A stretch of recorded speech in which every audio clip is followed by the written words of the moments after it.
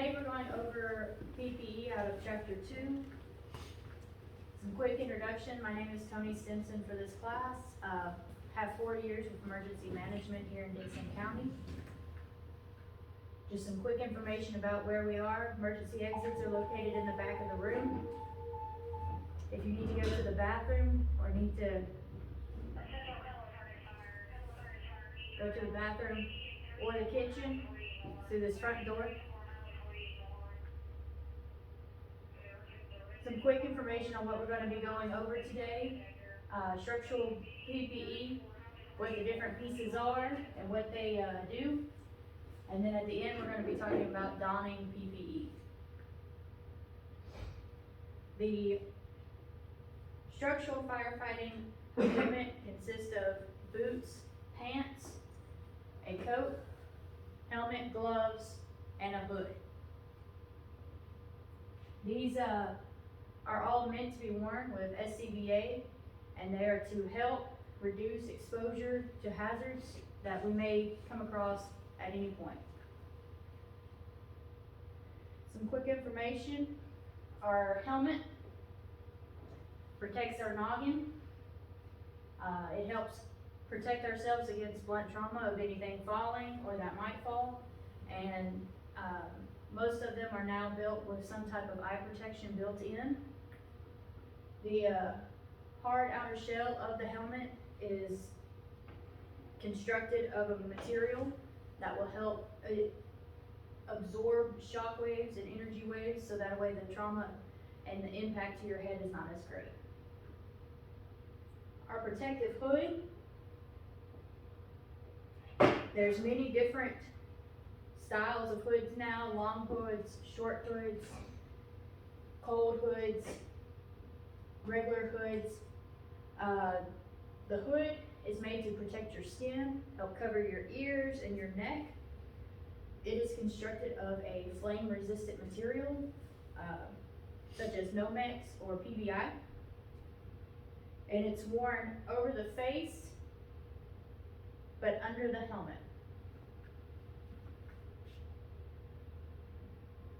The turnout pants and coat are both constructed of a heavy material outer layer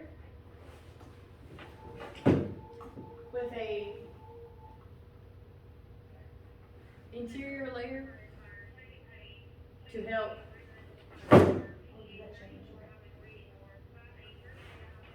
protect you from the inside.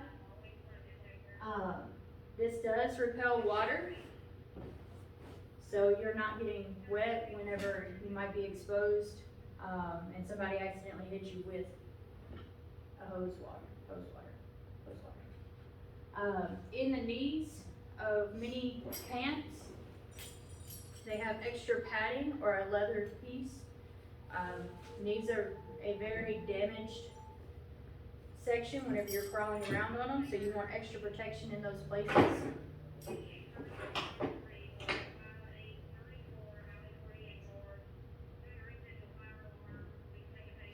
Another piece is the boots. There's both leather and rubber boots. Depending on what kind of situation you're in, you may want one over the other.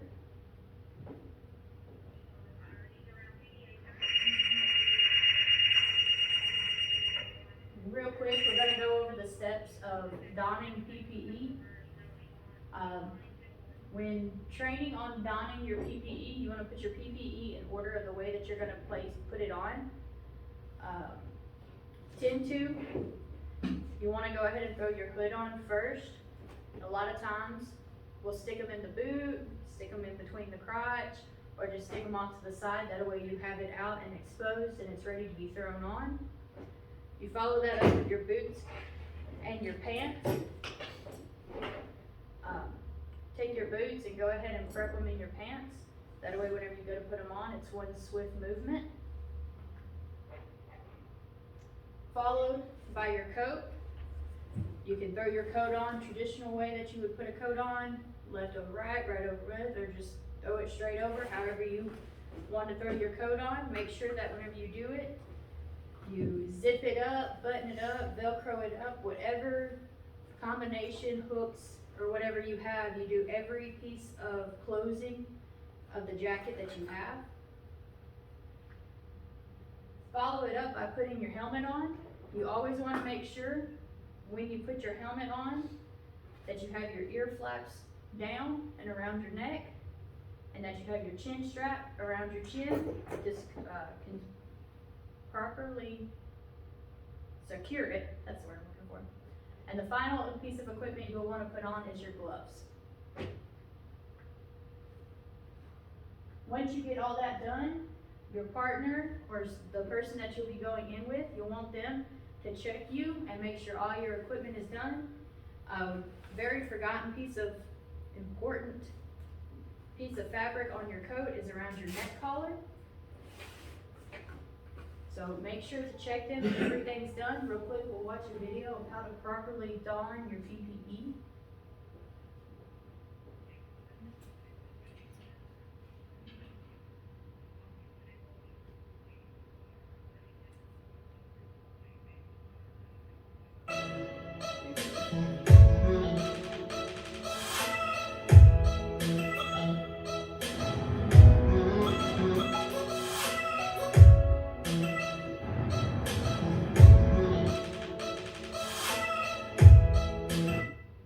As you can see in this video, this gentleman had his hood ready to go in his boots, like was mentioned before. Just then, he made sure that his shoulder straps were tight on him. That way his pants would not fall off. Right there, you can see he sneaks his thumbs into thumb holes to keep his jacket all the way down on his wrist for full protection. As you see right there, he both zipped, snapped, and velcroed his hood all the way, or his jacket all the way shut, followed by properly securing his helmet.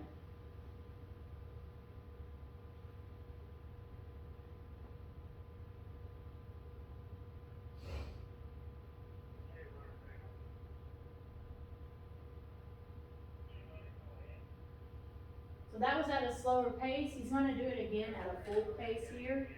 This is recommended that you be able to completely put this gear on in less than a minute. And it shows that you have adequately practiced this and that you'll be ready to go at a moment's time.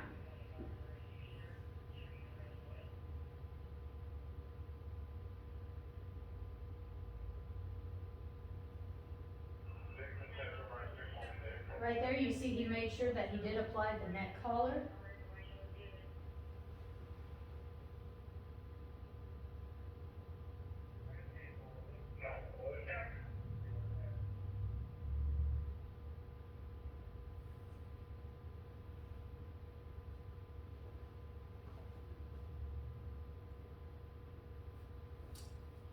The other part of the PPE is your SCBA and your mask.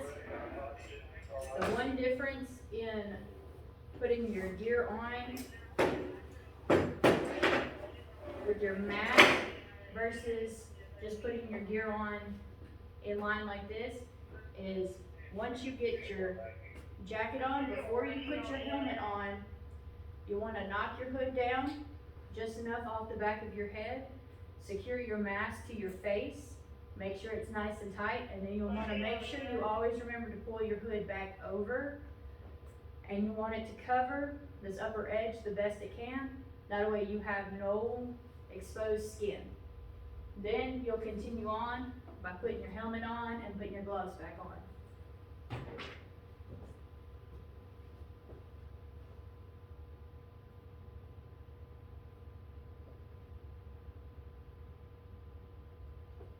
Here you'll see he has a different setup than what he did before on his equipment. He still had the Nomex in with his boots.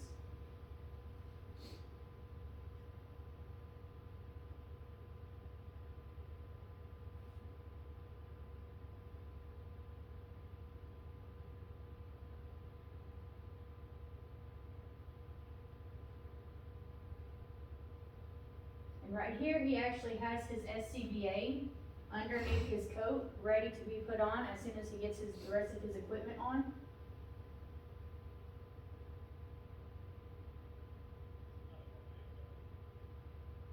I don't know if you noticed it that time, but that time he also forgot to put his neck collar on, so whenever you are checking your partner, you'll wanna make sure that they get that covered. Right here, you see him turning on the SCBA.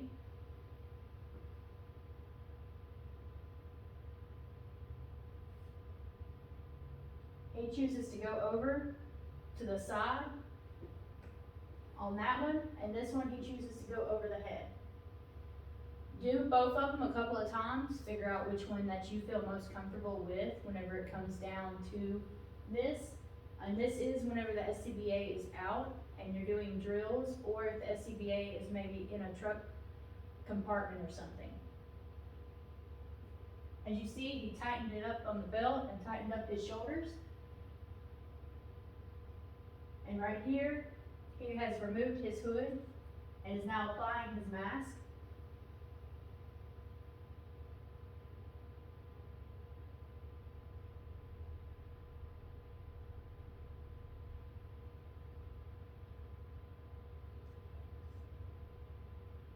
And then there goes his hood back covering the rest of his face that was exposed, and his helmet back on top of his head.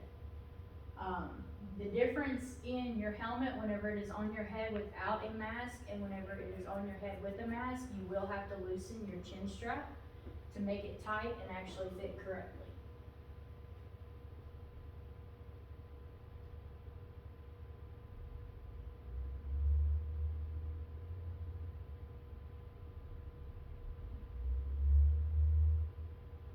There at the end, you saw him put on and start breathing air with his SCBA.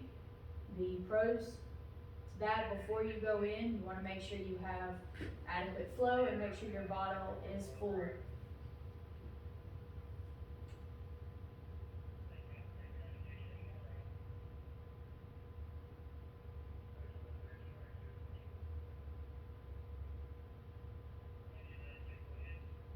All turnout gear is made differently depending on what manufacturer you have. Like his shows, he has to snap his and then Velcro it. Ours, on the other hand, is a zipper and then Velcro. Depending on which style you have, depends on what you'll have to work with.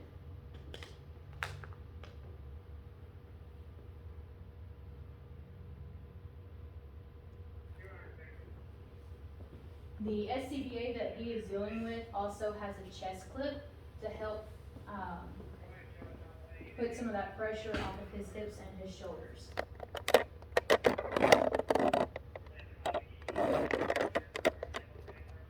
Whenever he's donning his equipment, you see him showing, he actually threw his helmet back at the same time that he threw his Nomex back. If you find it that you are able to do it that way, it is completely okay. I find it easier for myself to put my helmet on after I get my mask on. That way it is not in the way.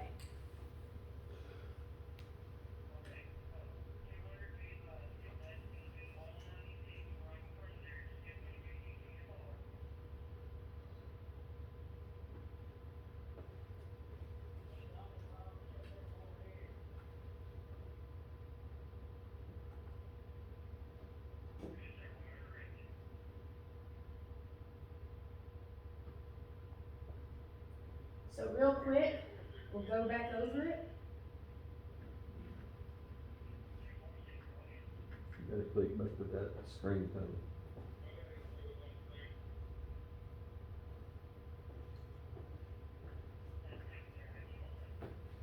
On the left screen, you gotta click the left screen. I did.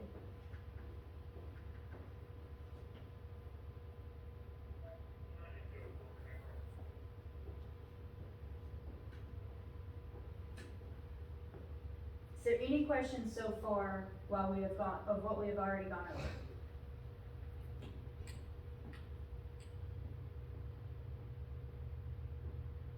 So real quick, true or false, when in structural firefighting situation, all firefighters must wear complete fire assembly that is presented in front of you when fighting fire.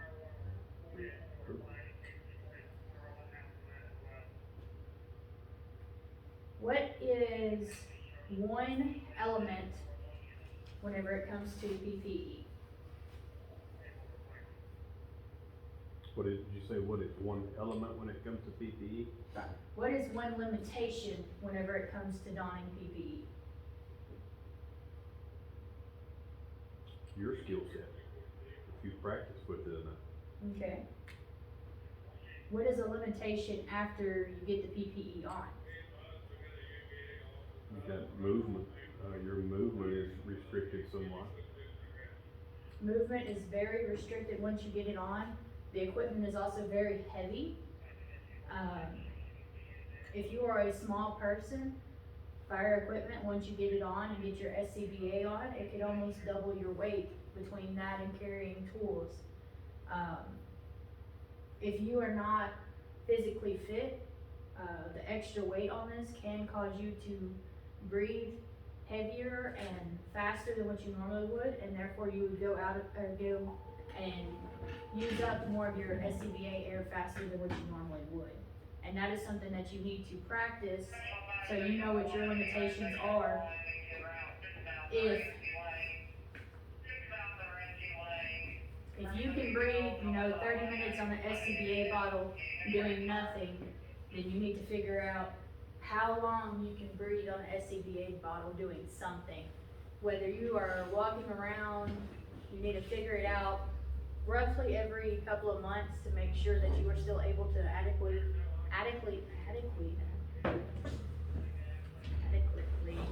be able to do something. Real quick, we're going to be doing a hands-on skill here at the end of the class, and you're going to show that you properly remember how to don PPE. So real quick, we're going to go over this together. What was the very first step whenever it came to donning the PPE?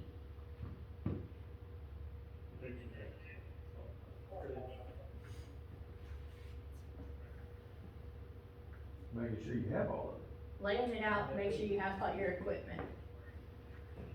Followed by the hood. What was the next step? Hands and boots. Hands and boots. The next step that you want to do after that, Okay. your coat. And what do you want to make sure every single time whenever you put your coat on? Everything is covered in latches and Velcro they're supposed to be. Followed by, and what do you want to always make sure you have secured with your helmet? Chin strap. Your chin strap. And you always want to make sure you have your what laying down? Your flash. And the last piece that you want to put on, and that's if you're just putting on your fire gear with no SCBA. And the very final thing you want to do once you get all your SCBA on is what? Check your partner. Check your partner, have your partner check you. Again, one of the most common missed things is the flap around the neck. So make sure that it's covered. Make sure everything is covered best they can. There's enough equipment and safety that's been put into this that you should not have a piece of skin exposed except for the fact of where you have your face exposed because you're not wearing SCBA yet. Once you get SCBA on, then you shouldn't have a single piece of skin exposed. So now we'll kind of run through everything.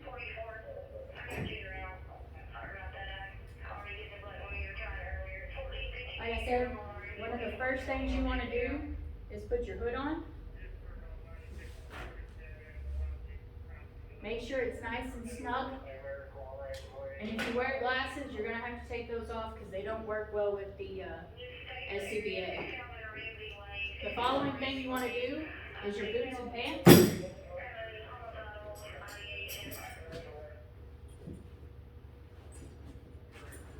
Your boots and pants should be snug, but not too tight and not too loose. And you want to make sure that they cover all parts of you. Faulty zipper. Make sure you attach any belts you have.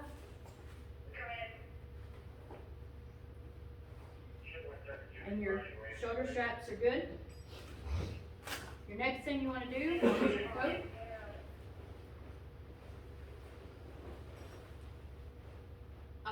thumbs through the thumb holes, that way I know my hands have protection and my sleeves won't ride up on me.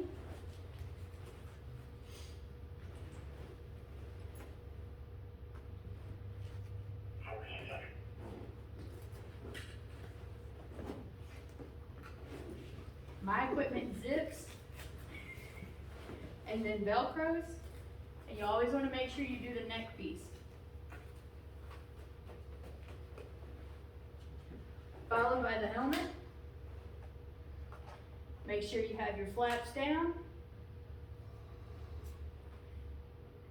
And your chin piece on. And the last thing you wanna do is your gloves. And while I'm getting my gloves on, I'm gonna have Chase come up here and do a check real quick and make sure all my equipment is good.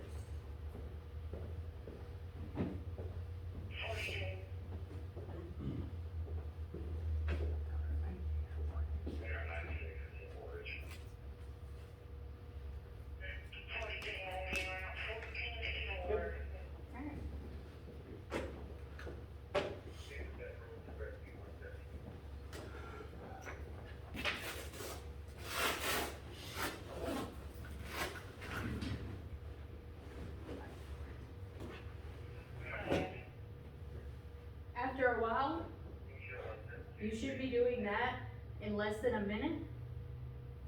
And the SCBA should be a minute and a half, ideally. Another thing with the SCBA on putting it on, you need to make sure you know where your SCBA is in the truck and how to get it on and off. Whether you have SCBA in the seats, SCBA hanging on a wall in the truck, or SCBA loose in the truck. Figure out which way it is, figure out how to put it on, and go from there. Is there any questions? How often should turnout gear be washed and maintained? Turnout gear should be cleaned after every use, ideally. You don't wanna use any kind of abrasive soaps or any kind of abrasive brushes. And you do not wanna wash it traditionally in a regular, washing machine, or one that you might have regular clothes used at or at your house, because the contaminants from it can transfer that way. You'll wanna use an industrial one, preferably one made for turnout gear and one with turnout soap. Soap that doesn't contain any dyes, it's alcohol. Dyes, alcohols, perfumes. Anything else? Then we'll do the test real quick and we'll end the day.